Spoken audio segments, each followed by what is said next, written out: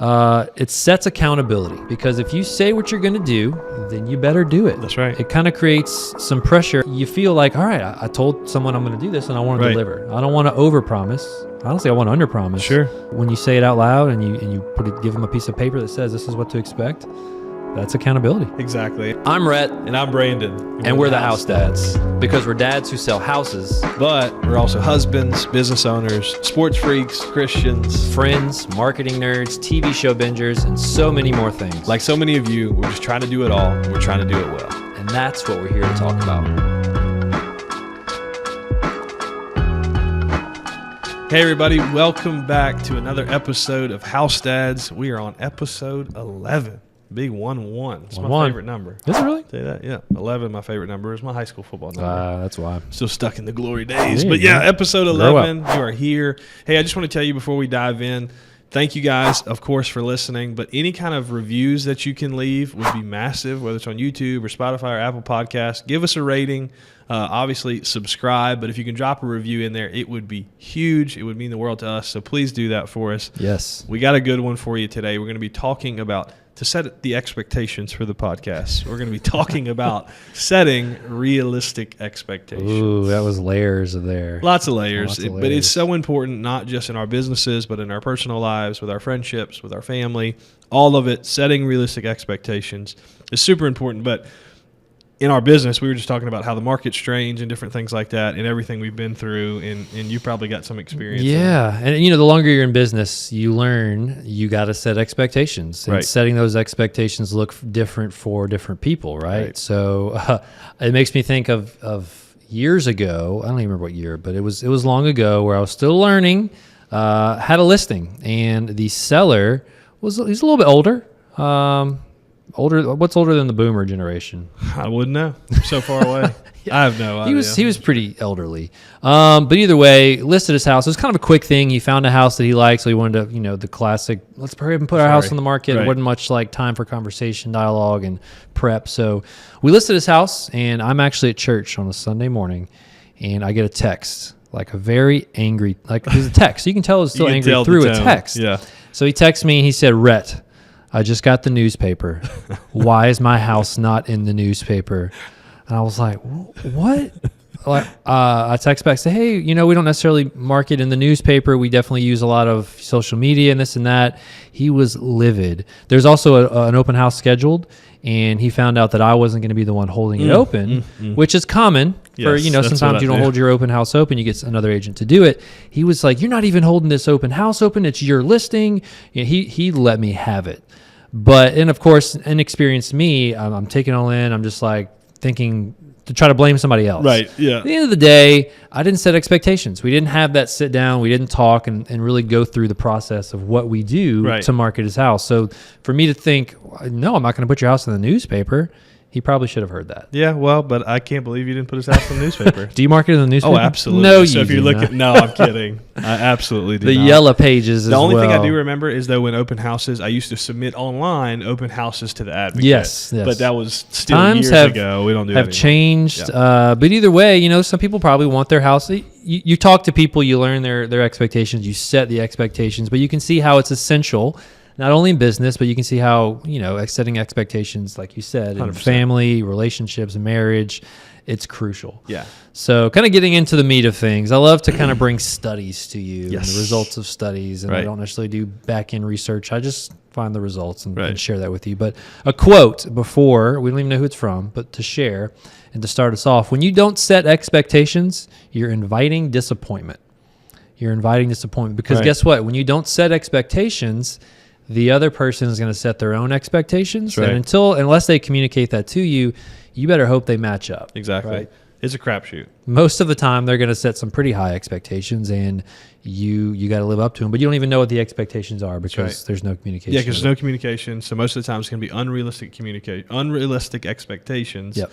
And so that's where you have expectations that are way too high, you underperform, and it's a nightmare. Yeah, you're rolling the dice on if you're going to meet those expectations or not unless you set them. So digging into the studies, I'll read them kind of quick. and that way we can kind of get the gist of what they're saying. You'll get that as we go. But there was a study published by the Journal of Business and Psychology that found that employees who didn't receive clear performance expectations from their managers were more likely to experience stress and burnout. Right. Go figure. Yeah, makes sense. Another study published in the Journal of Applied Psychology found that teams that did not have clear performance goals were less likely to achieve their objectives. Right.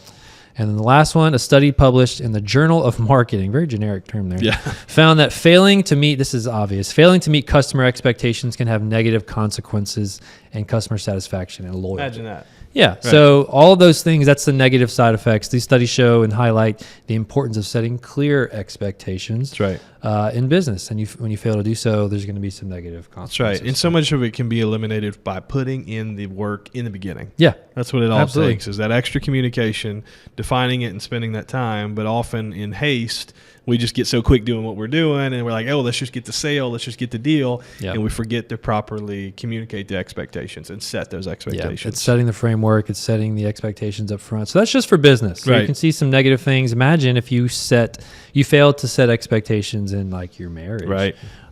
Any relationships. Yeah. You have any like, Oh, well, the hard thing right now is friendships. Yeah. You know, like it's just because there's a certain time in your life where, man, your friends is who you spent all your time with. Yeah. Like my boys, we would be texting all the time and stuff like that. And then there's a point when you get married and you have kids and life changes. And some of my friends would be like, bro, you don't ever text me back. I'm like, man, I'm sorry. I'm busy. Yeah. And so I have to set the proper expectations where like the only person that like I chit chat back and forth with during the day is my wife. yeah. And so it may be a couple of days before I get back with you, but I will get back with you. So even setting expectations in friendships Yeah. is super important. Which So, that can be tough too. Do you have any like single friends that aren't married Yeah, yet? for And they sure. kind of still are like, hey, yo, can you come do this? Right. And you're like, I can't. I Yeah. mean, I can, but it 100%. takes a little more Yeah. planning and work to do. yeah, it's really hard. But yeah, setting those expectations with them Right. is clutch. So, Right. so that's the negative things that happen when you don't set, and kind of a generic negativity thing. But looking a little deeper, obviously we want to set expectations, but why do we set expectations? What are the positive outcomes that come out of it, right? Right. So we've got, let's see, 1, 2, 3, 4 reasons of why you should, Nice. and what setting expectations can do for you. So the first one is pretty obvious. It is providing clarity. So when you set expectations, puts everybody on the same page. Right. They know what to expect, you know what to deliver, and there's a clear, concise objective. Right. You Right. know? I think it was a perfect example that you used with your first client, that when things get going so quickly, Yeah. it's easy just to jump into things without taking the time to saying, hey, look, I know it may not seem necessary now, but let's set the framework. Yeah. Let's set the proper expectations. And it takes you more time and more work in the beginning. Yeah. But doing that then is going to save you a whole lot of headache in the future. Yeah, and it's so common because people want to hurry. Like oftentimes, like in this situation, they found a house that they wanted, so they wanted to hurry up and put. So if you were to do that on the front end before they even found the house, Right. But people don't want to no, we don't want to sit and talk. We just want to go. But that have does to not do it. give clear. That's clarity. Yeah, that doesn't give any Exactly. clear expectations. So Yeah. that's pretty obvious. Again, it's a layup. But the quote we have for it, which is people don't follow the best leaders.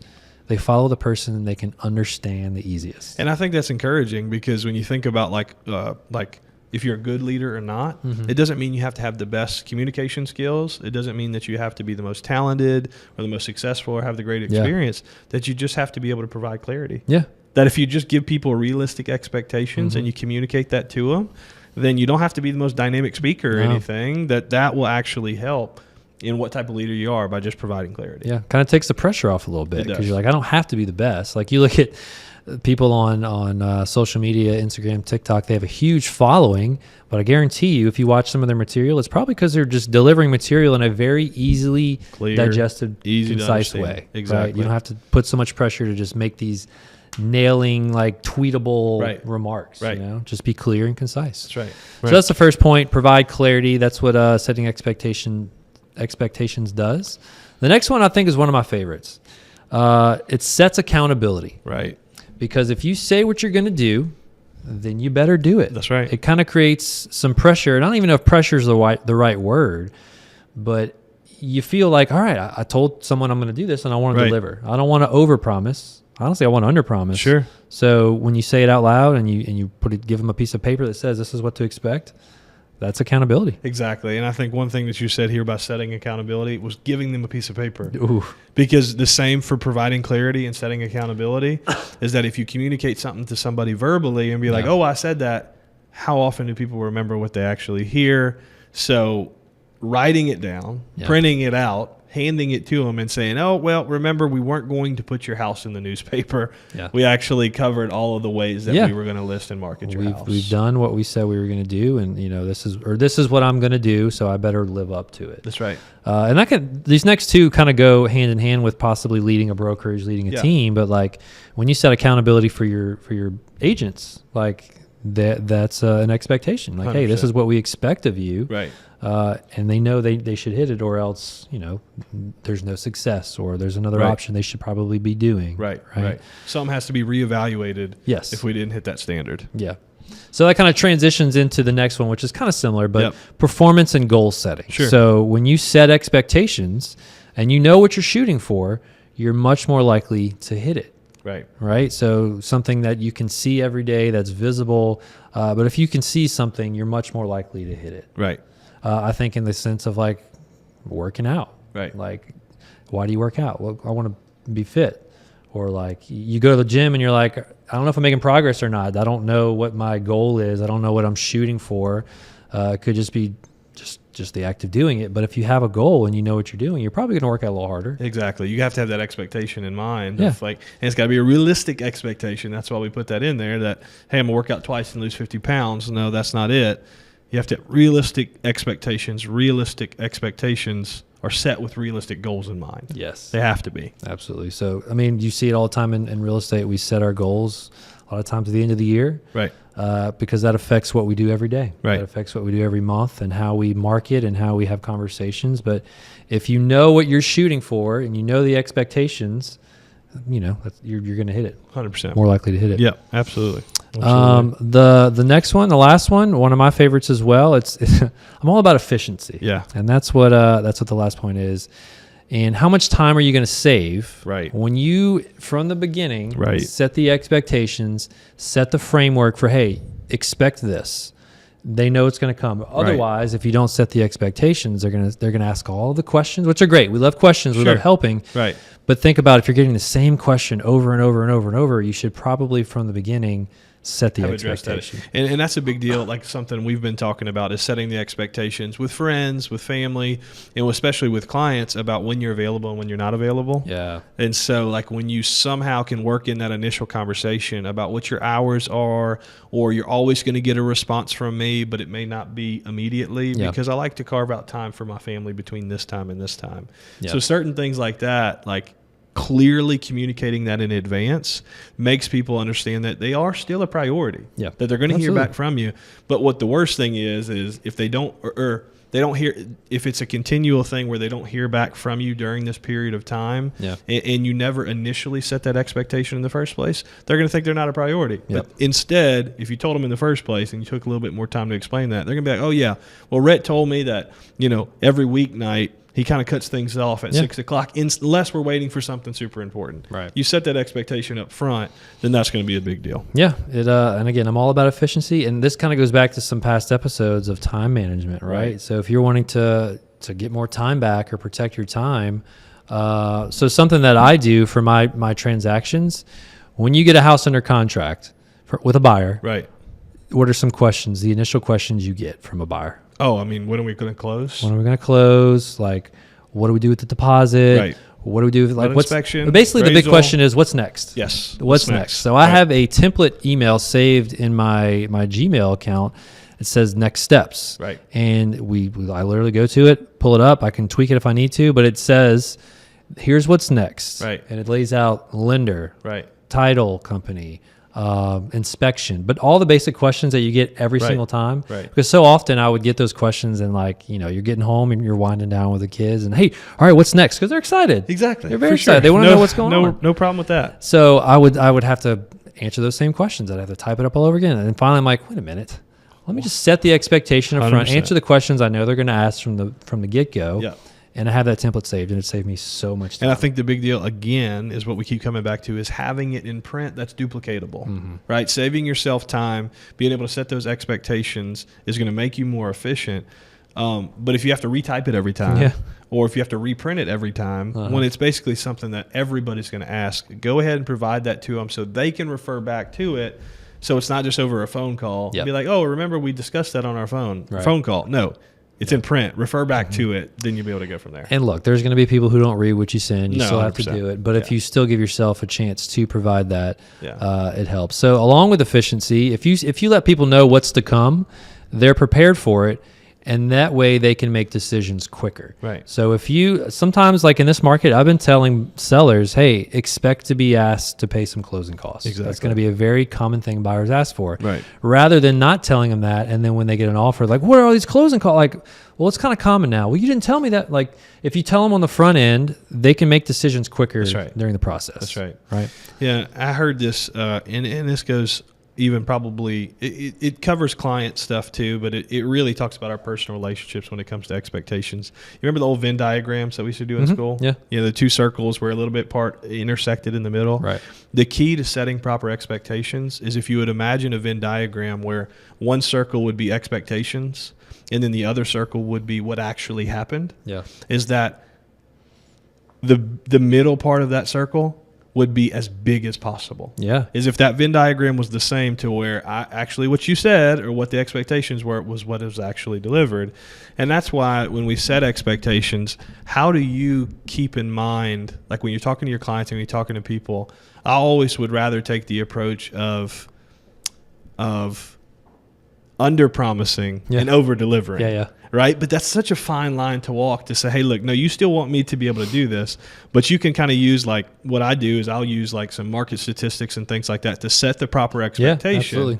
And say, hey, this is probably what we should expect. But obviously in the back of my mind, I'm wanting to deliver over that every single time. Yeah, absolutely.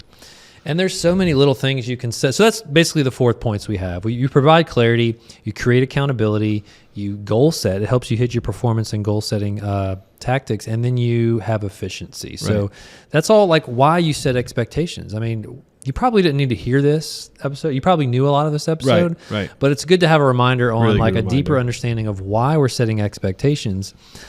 So I'd encourage you to ask yourself, are you even setting expectations? I don't know why it took me so long in real estate to learn, not just with sellers, but with buyers, setting expectations. During COVID, if I even got a chance to do a buyer consultation, I would say, hey, look, I'm setting the expectation for the market. You're going to have to pay more than what it's listed at. You're going to have to do this, and that way they know and they're better prepared when the time comes. Right. And for sellers, like, you want to give them the expectation of, hey, here's what the days on market average is. Right. Set the expectations. Exactly. But are you setting them? You absolutely need to set them, and don't take as long as I did. Yeah, before you don't set them. And another key to that is asking other people what their expectations of you are. Yep. Because you're setting them, but to a certain degree, you have to know if you're going to already burst their bubble and disappoint them, or if, like, one thing that we talk about when pricing property is like, okay, well, I know that you probably already had a number in your mind. So what was that expectation? Yep. And you go ahead and set that expectation to say, oh, I'm either really going to make them happy or I'm going to have to bring them back down to reality. Yeah. But I think this is so important, asking other people's expectations of you when it comes to personal relationships. Yeah. That I think about a lot of, people that I talk to when their marriages are struggling. I know we're getting deep real quick here when it talks about relationships, or when we're talking about expectations, is like one of the two people in the marriage or one of the two people in the relationship, they're expecting something, but they never even communicated that they expected it. Yeah. And a lot of times that's what happens in our friendships and our marriages and all those different things is, man, well, I wish they would do it. We're doing this for me, but you never even really communicated it. Yeah. Or the way that you communicated it was not clear, was not concise. And so even in our personal relationships, it's so important to make sure that we are asking what other people expect of us. Yeah. It's one thing I have to reassess with Courtney sometimes is I'll ask her, like, look, babe, I feel like I'm taking care of all these different things, but am I missing in any particular, like, is there something that you need more of me? Right. What are you expecting of me? And that's what we should do in any healthy relationship, obviously with our clients, obviously with consumers, but in our marriages and other relationships too. Our oldest daughter, Madison, she's an expectation girl. Yeah. She will wake up and say, what are we doing today? Yes. Like, what's going on? That is Max. She'll even like the night before, hey, what are we doing tomorrow? And she wants she wants to know exactly. And if we don't meet those expectations, good gracious, she is not happy about it. That's right. But yeah, it goes into parenting, it goes into relationships. I think probably the first year of marriage, that's probably why it's one of the hardest years. Right. Just from hearing others. My marriage is perfect. I don't know why. That's right. No, y'all don't have any for y'all anyway. No, the first year you have so much expectations going into it. Yeah. That's why marriage counseling is so clutch. Like you have someone telling you, hey, what's your expectations? This is what you probably shouldn't expect or should expect. And it's just a lot of adjusting. Right. And you're comparing expectations. And if you're not on the same page and concise and clear, yes, man, that could be tough. It's really tough. You know? Really tough. So, and I agree with you wholeheartedly. When I go on listing presentations, one of my last things I like to say is, all right, so what expectations, I'm big on expectations. What expectations do you have of me? Because I want to make sure I at least meet them, but of course I want to try to exceed. Good. Yes. And that way they have the ability to tell you, I can only text during this time, or I want to be called, or I'm all email, whatever it is. If you give them the chance to give you the expectations, hey, you're going to be a little more concise. Exactly. You know? Yeah. And don't be afraid. I know you've kind of touched on this. Don't be afraid to ask others or let others know what you expect of them. That's right. 100%. Right. It's totally fair to let people know, hey, like, I guess keeping in the client analogy, like, hey, I do have a time that I kind of shut off when I get home. So not that I don't care. Obviously, I'm here for urgent stuff, but you may not get me as much in the afternoons or in the mornings before this time. Yeah. So don't text or call me. Exactly. That's what I expect of you. Well, what do you think about like when you come, obviously expectations for ourselves, right? Like for you individually and for me individually, a lot of times our expectations can just be reflected in our goals. Yeah. But I think it's a little bit different, like because it's harder to track our expectations for ourselves when it comes to like our attitude, our commitment levels, and things like that. Like, how do you set expectations for yourself when it comes to just like your personal life? Yeah, I think it goes, you're going to hear this so many times in our episodes, it goes back to my motivation. Like whatever my why, my motivation is, I kind of know what I need to do to get there. So I say, hey, if I want to achieve this amount of sales, or I want to make sure I'm feeling okay at home with Brandy and the girls, I'm expecting I need to set the expectations. All right, you need to do this. Right. You set the standards. Standards is also kind of another interchangeable word. Exactly. I set those standards for myself to know what to do to achieve and keep that in mind. Yep. In those standards and those expectations, what it does is it keeps things, we talked about, it can't be a balance, but it can be a harmony. Harmony. Because everything is not going to get 50% all the time. Yeah. You can't cut up the pie that many different ways. Yeah. And so if you have the proper expectation of how you want to keep things at home, well, then something else somewhere else is going to have to take away from that. Yep. Right? Or you're going to have to take away from that so you can give it to your home. And so you have to make sure that your motivation is properly in place to be able to set those realistic expectations. Yep. That's good, man. I love it. Yeah. Anything else you want to add? I think I got it all, man. That's just again, it was a reminder. That's it. Necessarily teaching. That's it. Yeah, it may not be novel information. It may not be new to you, but it is just a reminder that a lot of times, and I think it may hit home with some people that maybe in some personal relationships and some friendships and things like that, that you're trying to pinpoint what the issue is, and maybe it's just poorly communicated expectations or no expectations that were set or communicated. And so maybe it just needs to start back there. So whatever it is, I hope that this was more than what you expected it to be. Right? Love it. No, we really are glad and thankful that you guys are here. Again, like I started the episode off, if you drop us a review, a rating, and subscribe to our pages, it would mean the world to us. Thank you so much again for tuning in to episode 11 of House Dads.